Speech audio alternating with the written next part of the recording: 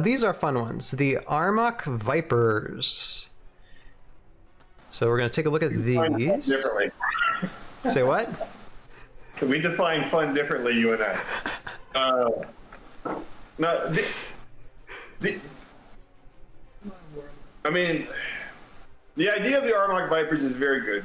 The problem is the guy they bond with, they have no synergies with, right? The Warlord synergies are with scouts. Right.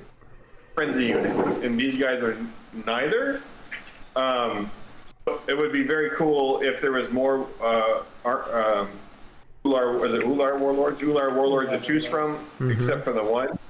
Especially because what's cool about the Vienoch Warlord, sometimes I never know like if we should talk about Armocs, whatever. But anyway, what's cool about the Vienoch Warlord is he actually bonds with the Romans and the Death Knights.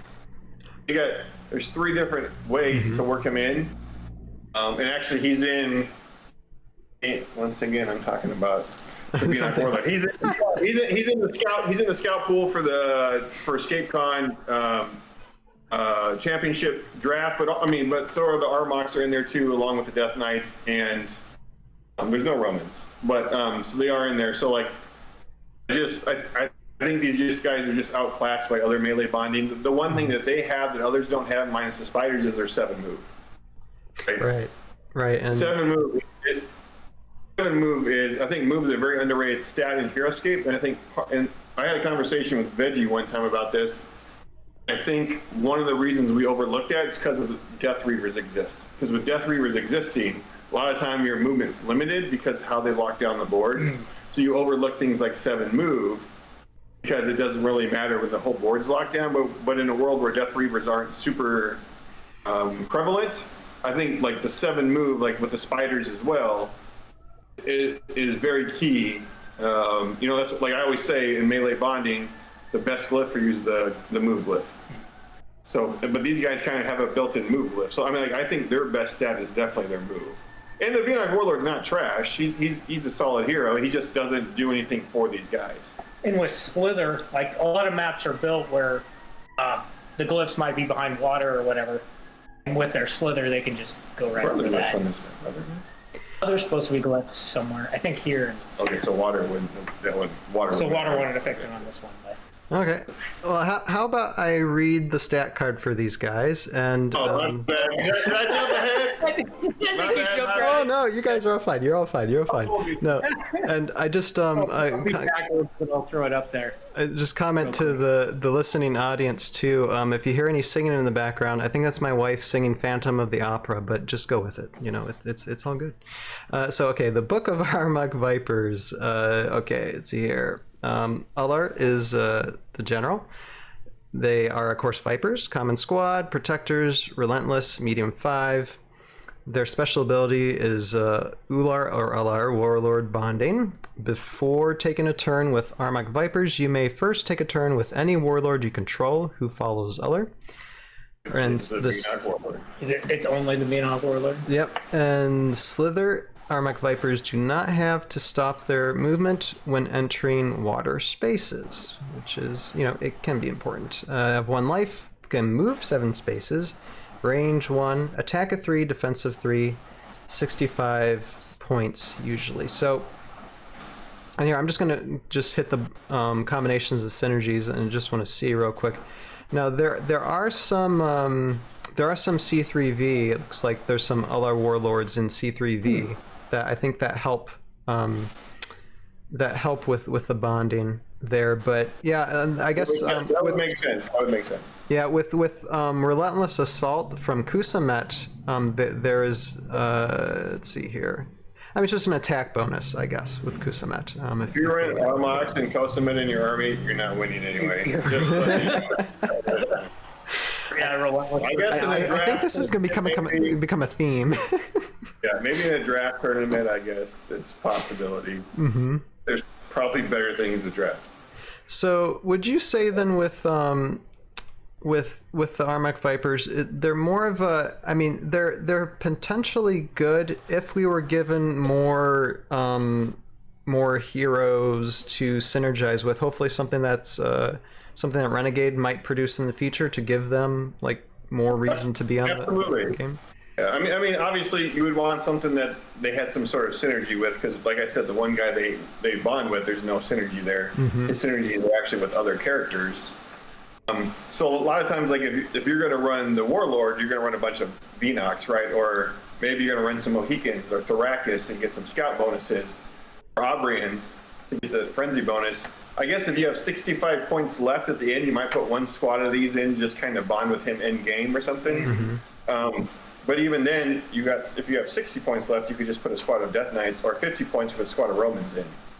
So, and obviously Romans without Marcus isn't great because they don't have the movement bonus. But like I said, I think by far their best stat is their move.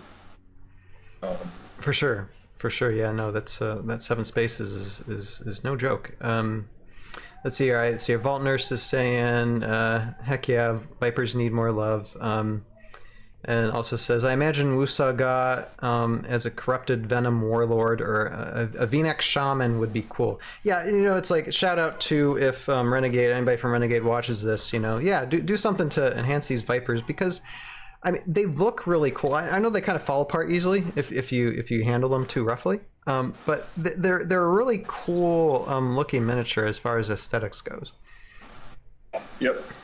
Some people like them better than the Armocs. Mm-hmm. These are the Armocs. Than the Vinox, because Vinox have 0 defense.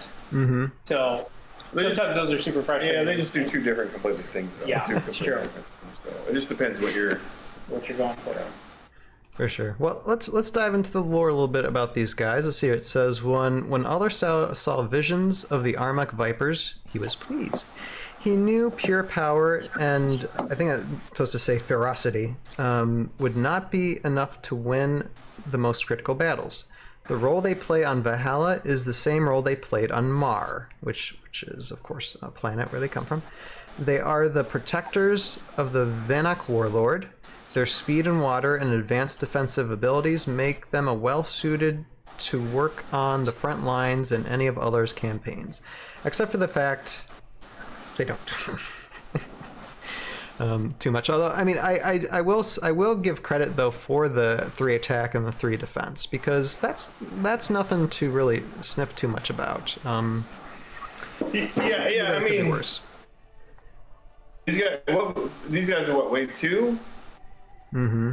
Do we know what wave these guys are? Let's see here. Xanafar's Discovery Collection 4. Wave 4. So you've already had the Knights come out, and you've already had the Romans come out. Mm-hmm. The Arrowgruts and Blade Gruts, right? I'm trying to remember, because I think Knights are wave 3, right? And then I don't remember. Anyway, so you've already had superior bonding squads come out. So even then, they're just struggling. No reason you would take those over. Well, and even that bio even kind of talks it to me, and maybe I'm not a lore guy, so I don't know, but to me it hints that maybe like they had some, front line, some sort of protective factor or something. Like it hints that maybe there was another warlord in mind somewhere. Sure. But from wave 4 to wave 13, that's a big. They had time to roll. Yeah, I mean they had time to do something. Now I understand the last couple waves they're a little bit. Here are the D&D figures you got to choose from. I understand that, but like, they had some options. I mean, yeah. So I'm not sure. They have to. That'd be an interesting question to ask, like Craig or something. That is a place though for Renegade to fill in, and that's one of my hopes is that they'll fill in gaps and. I agree with this very much. Yes. Help figures. Yeah, and that's very much what I would like. I would go back and like. How do we make Rock Riders better? How do we make the Roman Archers? Well, there might not be any hope out there. But how do we make the Armocs? But yeah, but like this is the kind of stuff that I would hope Renegade would be like, hey, well, Class 6K, let's improve on this. Like let's make the Armocs more viable. And like I said, they're not horrible, but it's a little bit Scottie Pippen syndrome. Like there's just so many better options. Right. Well. Yeah, and I think that's a good message to send out. Just hope the best for the future. Vault Nurse is asking, Onyx Vipers any good? I mean, how do they differ from these? Not really much of a difference. They're 100 points. So basically, they're fancy Vinox. 100 points. They've got 2 defense, but they've got +8 defense from being shot at. That's it, right? That's the only bonus. Let's see, Slither, Yeah, Frenzy, and Evasive 8. Yeah, no, I mean, for 100 points, like, there's just so many better options. Like, Yeah. because if you have 100 points left in a VNOC, a Warlord army, like, that's two squads of Venox, or, you know, that's Zetacron and Thrakis, or that's Crowd. Yeah, Crab agents. I mean, in some aspects, they're decent counters to Crab.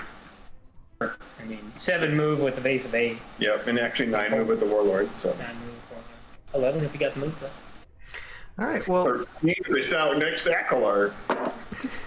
Really? Yeah. well, I guess we can just end it there by saying Armoc Vipers, they were a good idea, just still lacking, and let's hope Renegade will do something in the future so we can revisit them in the future, hopefully to where they can bond with something that might make them something worth, you know, playing more for. And then we'll just leave it at that for now.